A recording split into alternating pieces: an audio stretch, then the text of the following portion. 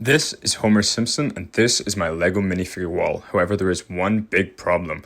A lot of these characters are missing hats, bald, or whatever happened. Come with me whilst we fix that. Removing one base plate from the wall and pouring out a lot of my more unique head pieces, I found Peter Pan's head.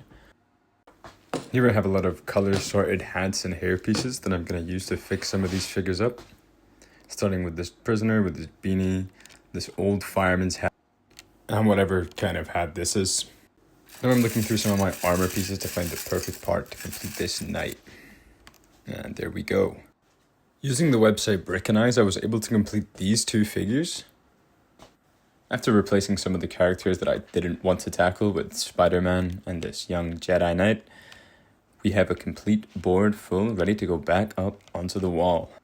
Let me know which one of these minifigs is your favorite in the comment down below, and be sure to come back for part 2 of me fixing this LEGO minifigure wall.